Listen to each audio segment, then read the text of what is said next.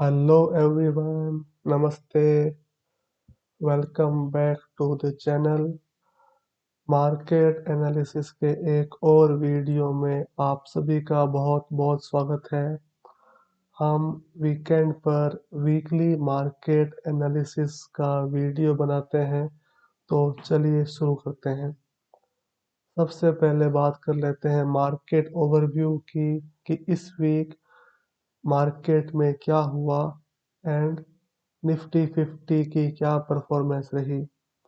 तो जैसा कि आप सभी लोग चार्ट पे देख सकते हो कि इस वीक निफ्टी 50 लगभग 26,200 के पास ओपन हुआ था एंड शुरू के 2-3 दिन थोड़ा ऊपर ट्रेड करने के बाद में एक दिन उसमें थोड़ी करेक्शन आई थी एंड उसका लो बना था 3 दिसंबर को, जो था 25,891 एंड उसके बाद लास्ट के 2 दिनों में थोड़ी मार्केट में recovery I and finally market ने 152 पॉइंट्स की क्लोजिंग देकर निफ्टी 50 26,186 पर क्लोज हुआ।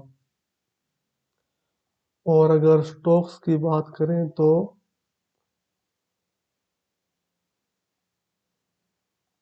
वीकली में सबसे स्ट्रॉन्ग रहा था Wipro, HCL technology, Infosys, Tech Mahindra, यानी कि मेजर आईटी शेयर्स थोड़े तेज थे। उसके बाद Asian paint, TCS, SBI life. और अगर गिरने वाले शेयरों में बात करें तो इस वीक सबसे ज़्यादा नीचे रहा था Indigo, max health care, Hindustan Unilever, eternal and Titan. ये तो हो गया हमारे मेजर इंडेक्स निफ्टी 50 का ओवरव्यू। अगर हम सेक्टर्स की बात करें तो इस वीक सेक्टर परफॉर्मेंस कुछ इस प्रकार रही कि सबसे ज़्यादा मूव अगर किसी सेक्टर में आई थी तो वो था बैंकिंग एंड फाइनेंस सेक्टर, क्योंकि इस वीक के लास्ट में RBI की मॉनेटरी पॉलिसी आनी थी।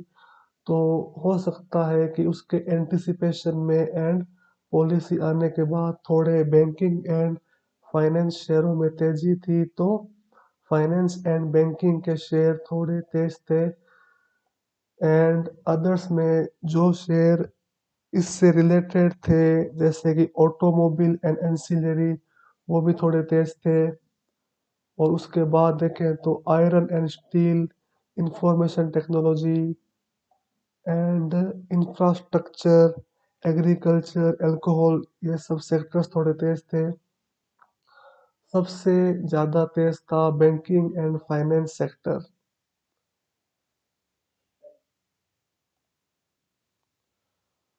और सेक्टर में अगर बैंक निफ्टी की बात करें तो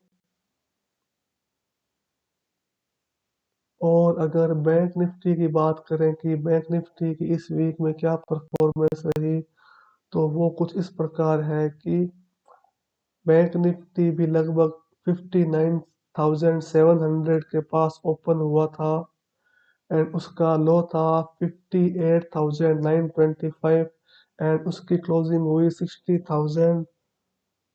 उसका हाई था 60,114 एंड क्लोजिंग थी 59,777।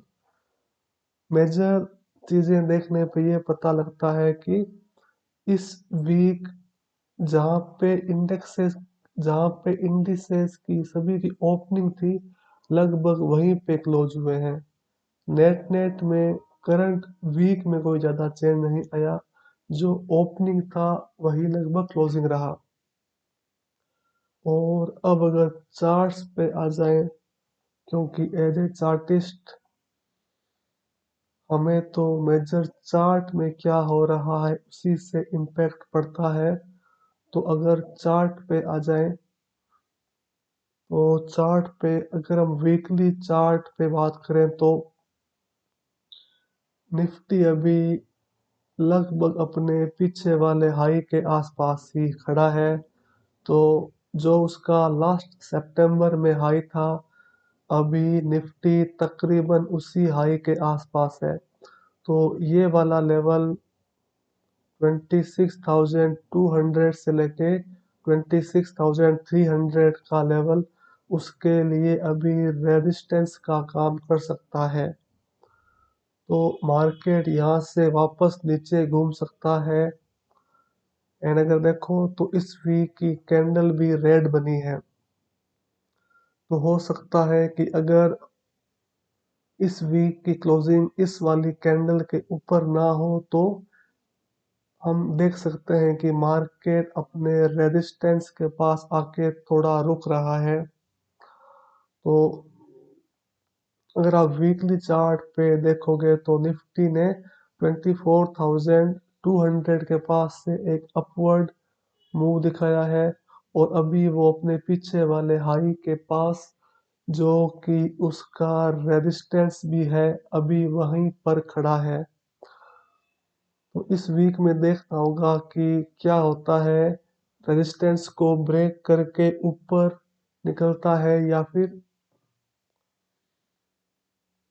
यहीं से वापस नीचे घूमने का ट्राई करता है।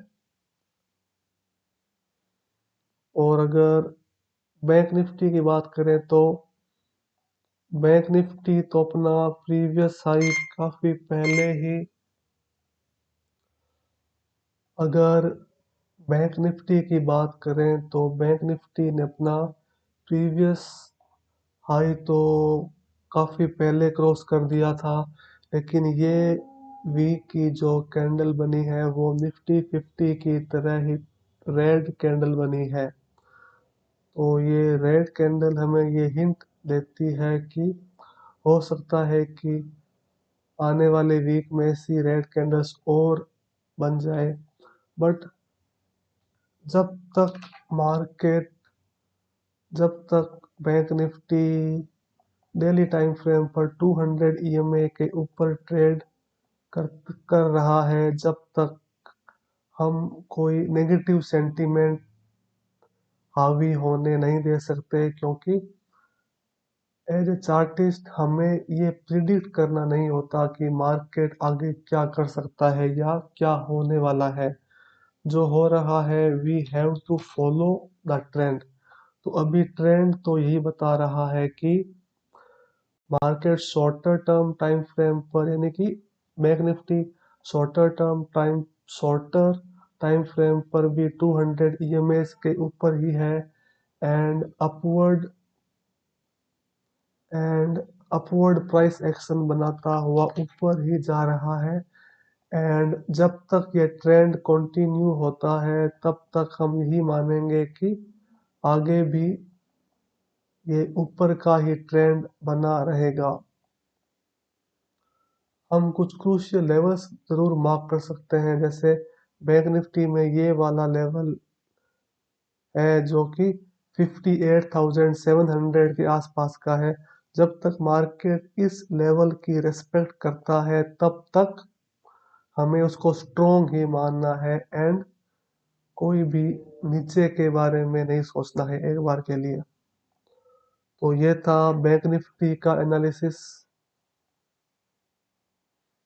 एंड अगर ग्लोबल क्यूज की बात करें तो ग्लोबल क्यूज में सबसे पहले बात कर लेते हैं डॉलर इंडेक्स की, जो कि अभी 98 पर ट्रेड कर रहा है।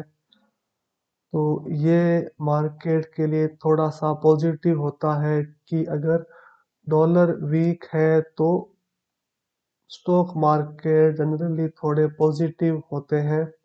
तो ये वाला फैक्टर तो थोड़ा सा पॉजिटिव ही है। एंड डेली टाइम फ्रेम पर भी डॉलर इंडेक्स 200 ईएमए के नीचे ही ट्रेड कर रहा है। एंड अगर हमारे इंडियन करेंसी की बात कर लें तो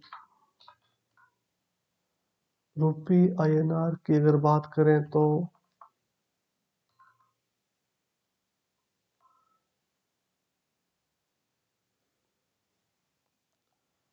अगर यूएसडी आईएनआर की बात करें तो ये वाला फैक्टर हमारे मार्केट के लिए थोड़ा सा नेगेटिव है, क्योंकि भले ही डॉलर इंडेक्स पे देखने को मिल रहा है कि डॉलर थोड़ा वीक हो रहा है, लेकिन अगर देखें रुपीस के मुकाबले तो डॉलर कॉन्टिन्यूसली स्ट्रॉन्ग ही होता जा रहा है। तो ये फैक्टर थोड़ा सा हमारे लिए नेगेटिव काम करता है। तो ये हो गई ग्लोबल क्यूज की बात। अगर कंक्लूजन की बात करें तो वापस एक बार निफ्टी के चार्ट पे आ जाते हैं। तो निफ्टी की बात करें तो जब तक निफ्टी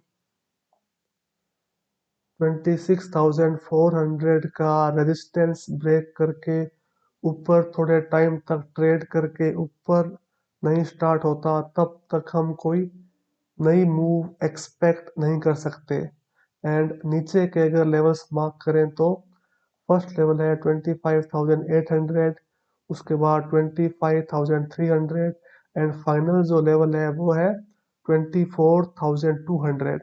24,200 के लेवल्स ब्रेक हो जाते हैं एंड अगर वहाँ मार्केट थोड़ा सस्टेन करके नीचे की साइड ट्रेड करता है, तब हम कोई नीचे की मूव एक्सपेक्ट कर सकते हैं।